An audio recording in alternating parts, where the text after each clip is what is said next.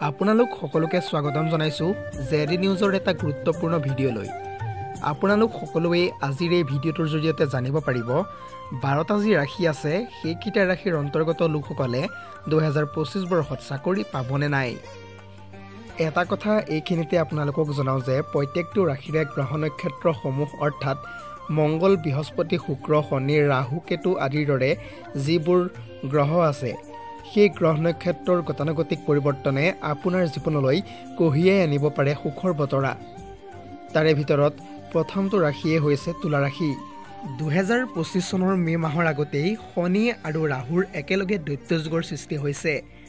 শনি তুলা ৰাশিৰ পঞ্চম ঘৰত থকাৰ লগতে ৰাহু তুলা ৰাশিৰ ষষ্ঠ ঘৰত বা 6 নম্বৰৰ ঘৰত থাকিব। সেইকাৰণে আপুনি আহি থকা মে' মাহৰ আগতেই ভাল কাম অৰ্থাৎ চাকৰিৰ কাৰণে আবেদন, ব্যৱসায়ত বিনিয়োগ কৰা আদিৰ দৰে ভাল কামবোৰ কৰিব। তেনে কৰিলে আপুনি মে' মাহতেই ভাল খবৰ লাভ কৰিব। পৰৱৰ্তী ৰাশিটো হৈছে বৃশ্চিক ৰাশি। শনিৰ প্ৰভাৱ শেষ হ'ব আৰু শনিৰ এই প্ৰভাৱ শেষ হোৱাৰ পিছতেই বৃশ্চিক ৰাশিৰ যি 4 নম্বৰ ঘৰ আছে আৰু সেই 4 নম্বৰ ঘৰৰ পৰা শনি আঁতৰি গৈ পঞ্চম ঘৰলৈ ৰাওনা হ'ব। গতিকে বৃশ্চিক ৰাশি যি পৰিৱৰ্তন হ'ব আৰু তাৰেই পৰিপ্ৰেক্ষিতত বৃশ্চিক ৰাশিয়ে এটা ভাল যুগৰ সৃষ্টি কৰিছে। ইয়াৰ উপৰিও কেতুৱে 10 নম্বৰ স্থানত কিছু পৰিৱৰ্তন কৰিব, যাৰ ফলত আপোনাৰ ইচ্ছা নাথাকিলেও আপুনি কোনো কামতে মনোনিৱেশ কৰিব নোৱাৰিব। কামটো কৰিবলৈ আপোনাৰ মনো নাযাব। এনেধৰণৰ প্ৰভাৱ পৰিব আহি থকা 18 মে'ৰ পিছতহে। গতিকে আপুনি যিবোৰ কৰণীয় কাম আছে বা আপোনাৰ যি কাম কৰিবলৈ বাকী আছে তথা ইচ্ছা আছে সেই কামবোৰ আপুনি আহি থকা 18 মে'ৰ আগতেই সম্পন্ন কৰক। এনে কৰিলে আপুনি 18 মে'ৰ পিছত ভাল খবৰ লাভ কৰিব। লাগিলে সেয়া চাকৰিৰ কাৰণে এপ্লাইয়ে নহওক কিয়।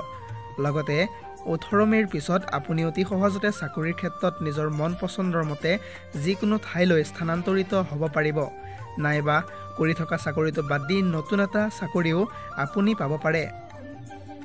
3 নম্বৰৰ ৰাশিটো হৈছে ধনু ৰাশি। ধনু ৰাশিৰ ওপৰত শনিৰ প্ৰভাৱ পৰিব আৰু তাৰেই পৰিপ্ৰেক্ষিতত আপোনাৰ দায়িত্ববোধো বাঢ়িব পাৰে। অৰ্থাৎ আপুনি এতিয়ালৈকে যিমানখিনি দায়িত্ব লৈ আছে বা যিমানখিনি কাম কৰি আছে সেই কামবোৰ তথা সেই সকলোবোৰ বহু পৰিমাণে বাঢ়ি যাব পাৰে। আৰু এই বছৰতে অৰ্থাৎ 2025 বৰ্ষৰ 23 মাৰ্চৰ পিছতেই আপুনি যেনেকৈ হওক কথা নাই, মুঠতে এটা হ'লেও মাৰ্চ মাহতে আপুনি চাকৰি লাভ কৰিবই। 4 নম্বৰৰ ৰাশিটো হৈছে মেঘ ৰাশি। মেঘ ৰাশিৰ জাতক জাতিকাসকলে 2025 বৰ্ষৰ মে' মাহৰ আগতেই আপুনি চাকৰি লাভ কৰিব পাৰে। আৰু এই চাকৰি লাভ কৰিবলৈ আৰু অকণমান চেষ্টা বা কষ্ট কৰিব লাগিব। লগতে যিসকলে চাকৰি কৰি বা বেলেগ এটা চাকৰিৰ সন্ধান কৰি আছে সেইসকল লোকৰ কাৰণে অতিকৈ ভাল খবৰ আহিব মে' মাহৰ আগতেই। ক্ষমা বিচাৰিছোঁ, আমি কোনে কি চাকৰি লাভ কৰিব সেইটো আমি ক'ব নোৱাৰিম। আপুনি যি চাকৰিৰ কাৰণে আবেদন কৰিছে বা যিটো চাকৰি আপোনাৰ ভাগ্যত লিখা আছে সেইটোহে আপুনি লাভ কৰিব। শনি আপোনাৰ 11তম ঘৰত থাকিব আৰু এই 11 নম্বৰ ঘৰত থকা মানেই হৈছে লাভৰ যুগ বা কৰ্মৰ ফল লাভ কৰা। লগতে 11 নম্বৰ ঘৰত শনি থকা মানে আপুনি ভাল ফল লাভ কৰা। ইয়াৰ উপৰিও পোনপটীয়াকৈ ক'বলৈ গ'লে বৃহস্পতিৰ দৃষ্টি 10 নম্বৰ ঘৰত থাকিব আৰু এই বৃহস্পতিৰ শুভ দৃষ্টি আপোনাৰ জীৱনটো সুন্দৰকৈ সফলতাৰ ক্ষেত্ৰত সজাই তুলিব। 5 নম্বৰৰ ৰাশিটো হৈছে বৃষভ ৰাশি। বৃষভ ৰাশিৰ জাতক জাতিকাৰ ক্ষেত্ৰত ক'বলৈ গ'লে আহি থকা 18 মে'ৰ পিছৰ সময়খিনি আপোনাৰ কাৰণে অতিকৈ শুভ দিন হ'ব। লগতে শনি বৃষভ ৰাশিৰ 11তম ঘৰত বা স্থানত থাকিব। উল্লেখযোগ্য যে 18 বছৰৰ পিছত ৰাহু বৃষভ ৰাশিৰ 10ম স্থান বা 10 নম্বৰ স্থানলৈ ৰূপান্তৰিত হ'ব। আৰু তাৰেই পৰিপ্ৰেক্ষিতত আপুনি যদি চাকৰিৰ ক্ষেত্ৰত প্ৰমোশ্যন, ট্ৰেন্সফাৰ আদি বিচাৰি আছে তেন্তে আপুনি 18 মে'ৰ পিছতেই আপুনি ভাবি থকা নাইবা বিচাৰি থকা সকলোবোৰ মনোবাঞ্ছা অতি সহজতে পূৰ্ণ হ'ব। লগতে 18 মে'ৰ আগত যদিহে আপুনি চাকৰি, ব্যৱসায় আদিৰ ক্ষেত্ৰত আপুনি যদি সফলতা বিচাৰি আছিলে তেন্তে আপুনি মে' মাহৰ শেষৰ ফালে ভাল খবৰ লাভ কৰিব পাৰে। 6 নম্বৰৰ ৰাশিটো হৈছে মিথুন ৰাশি।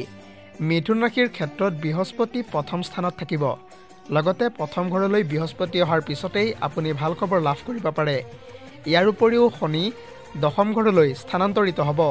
এই বৃহস্পতি আৰু শনি ঘৰ পৰিৱৰ্তনৰ ফলত আপোনাৰ জীৱনত দায়িত্ব বাঢ়ি যাব।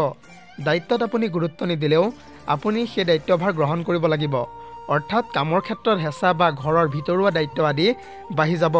শুভ সময় অনুসৰি মে মাহৰ 30 তাৰিখে ৰাতিপুৱা 8:32 পৰা 10:09 ভিতৰত ভাল খবৰ লাভ কৰিব আৰু তাৰ পিছতেই আপুনি নতুন কিবা এটা কামৰ সন্ধান লাভ কৰিব। এলেহুৱা লোকসকলে 24 চনটো যেনেকৈ অথলে যোৱালে তেওঁলোকে ইচ্ছা থাকিলেও 25 চনটো অথলে যোৱাব নোৱাৰিব। তেওঁলোকে চাকৰি নাইবা কৰ্মৰ ক্ষেত্ৰত নতুন সন্ধান লাভ কৰিব। 7 নম্বৰৰ ৰাশিটো হৈছে কৰ্কট ৰাশি। এই কৰ্কট ৰাশিৰ লোকসকলে সফলতা লাভ কৰিবলৈ হ'লে অকণমান কষ্ট কৰিব লাগিব, অৰ্থাৎ কৰ্কট ৰাশিৰ ক্ষেত্ৰত যোগ অকণমান কম আছে। আনহাতে ইংৰাজী আগষ্ট, ছেপ্টেম্বৰ, অক্টোবৰ এই 3টা মাহত কিন্তু কৰ্কট ৰাশিৰ লোকসকলে ভাল ফলাফল লাভ কৰিব। লাগিলে সেয়া চাকৰিৰ ক্ষেত্ৰতে হওক বা ব্যৱসায়ৰ ক্ষেত্ৰতেই হওক, মুঠতে এই 3টা মাহত কৰ্কট ৰাশিৰ লোকসকলে অতিকৈ ভাল খবৰ লাভ কৰিব। ইয়াৰ উপৰিও সূৰ্য আপোনাৰ ৰাশি অৰ্থাৎ কৰ্কট ৰাশিৰ ঘৰৰ ওপৰেদি সম্পূৰ্ণৰূপে পাৰ হৈ যাব, অৰ্থাৎ প্ৰত্যেকটো ঘৰৰ ওপৰেদিয়ে বিচৰণ কৰিব সূৰ্যই। আৰু তাৰ পৰিপ্ৰেক্ষিতত আগষ্ট, ছেপ্টেম্বৰ, অক্টোবৰ এই 3 মাহৰ মাজতেই আপুনি ভাল খবৰ লাভ কৰিব। আৰু এই সূৰ্যৰ প্ৰভাৱৰ ফলত এই ৰাশিৰ লোকসকলে অতি সহজতে ভাল খবৰ লাভ কৰিব এই 3 মাহৰ ভিতৰতেই। 8 নম্বৰৰ ৰাশিটো হৈছে কুম্ভ ৰাশি। এই কুম্ভ ৰাশিৰ অন্তৰ্গত লোকসকলে মাৰ্চ মাহৰ পৰা মে মাহৰ আগৰ সময়খিনিত কেইবাটাও ভাল প্ৰতিফলন দেখিবলৈ পাব, অৰ্থাৎ এই সময়ছোৱাত ভাল খবৰ লাভ কৰিব। নতুনকৈ চাকৰিৰ কাৰণে আবেদন কৰা লোকসকলে মাৰ্চ মাহৰ পৰা মে মাহৰ মাজৰ সময়ছোৱাত ভাল খবৰ লাভ কৰিব। 9 নম্বৰৰ ৰাশিটো হৈছে মীন ৰাশি। মীন ৰাশিৰ লোকসকলে প্ৰায় 30 বছৰৰ পাছত এই মীন ৰাশিৰ ওপৰত শনি কিছু পৰিমাণে ভাল প্ৰভাৱ পৰিব। লগতে 30 মাৰ্চৰ পিছৰ সময়খিনি আপোনাৰ কাৰণে অতিকৈ ভাল দিন হ'ব, অৰ্থাৎ 30 মাৰ্চৰ পিছতেই আপুনি চাকৰি, ব্যৱসায় আদিৰ ক্ষেত্ৰত ভাল খবৰ নাইবা ভাল প্ৰতিফলন দেখিবলৈ পাব। 10 নম্বৰৰ ৰাশিটো হৈছে সিংহ ৰাশি। ইংৰাজী মাৰ্চ মাহৰ আগত আৰু জুলাই মাহৰ পিছত এই সময়ছোৱাত আপোনাৰ কৰ্মযোগ নাইবা চাকৰিৰ যোগ দেখিবলৈ পোৱা গৈছে। মাৰ্চ মাহৰ সময়খিনি আমি এই কাৰণেই ভাল বুলি ক'ব পাৰোঁ যে বৃহস্পতি সিংহ ৰাশিৰ 10ম ঘৰত আৰু শনি 7ম ঘৰত থাকিব। আপুনি যদিহে নতুনকৈ চাকৰি, ব্যৱসায়ত স্বইচ্ছাৰে মনোনিৱেশ কৰিব বিচাৰে তেন্তে আপুনি বহুত বেছি সৌভাগ্যৱান। বৃহস্পতি আৰু শনিৰ গতানুগতিক প্ৰভাৱত আপুনি ভাল খবৰ লাভ কৰিব। যদিহে আপুনি মাৰ্চ মাহৰ আগতেই চাকৰিৰ ক্ষেত্ৰত আবেদন নাইবা ব্যৱসায়ত মনোনিৱেশ কৰিব বিচাৰে তেন্তে আপুনি জুলাই মাহৰ পিছতেই আপোনাৰ জীৱনলৈ ভাল দিন আহিব। 11 নম্বৰৰ ৰাশিটো হৈছে কন্যা ৰাশি। আহি থকা 18 মে'ৰ পিছত কন্যা ৰাশিৰ ক্ষেত্ৰত যোগৰ সৃষ্টি হৈছে। লগতে কন্যা ৰাশিৰ 6 নম্বৰ অৰ্থাৎ 6 নম্বৰৰ ঘৰত ৰাহুৰ প্ৰায় 18 বছৰৰ পিছত প্ৰৱেশ ঘটিব। লগতে শনি 7ম ঘৰত থাকিব।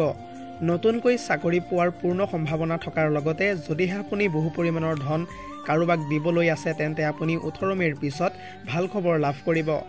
ধাৰসমূহ নোহোৱা হৈ পৰিব। নতুনকৈ চাকৰি পোৱাৰ পূৰ্ণ সম্ভাৱনা থাকিব। একেবাৰে অন্তিমটো ৰাশি হৈছে মকৰ ৰাশি। মকৰ ৰাশিৰ লোকসকলে মাৰ্চ মাহৰ পিছৰ সময়খিনি আপোনাৰ কাৰণে অতিকৈ ভাল দিন হ'বলৈ গৈ আছে। প্ৰায় 7.5 বছৰৰ অপেক্ষাৰ অন্তত শনিয়ে মকৰ ৰাশিত প্ৰৱেশ কৰিব, অৰ্থাৎ শনিয়ে মকৰ ৰাশিৰ 3য় স্থানত প্ৰৱেশ কৰিব। তাৰে পৰিপ্ৰেক্ষিতত আপুনি মাৰ্চ মাহৰ পিছত নতুনকৈ চাকৰি বা ব্যৱসায়ৰ ক্ষেত্ৰত ভাল ফলাফল লাভ কৰিব পাৰে। ইয়াৰ উপৰিও বহু পৰিমাণৰ ধন আপোনাৰ হাতলৈ আহিব পাৰে। আজিলৈ ভিডিঅ'টো ইমানেই। যদিহে আপুনি আজিৰ এই ভিডিঅ'টো চাই ভাল পালে তেন্তে আমাৰ এই চেনেলটো ছাবস্ক্ৰাইব কৰাৰ লগতে ভিডিঅ'টোত এটা লাইক কৰিব, লগতে কমেণ্ট বক্সত এটা কমেণ্ট কৰিবলৈ একেবাৰেই নাপাহৰিব।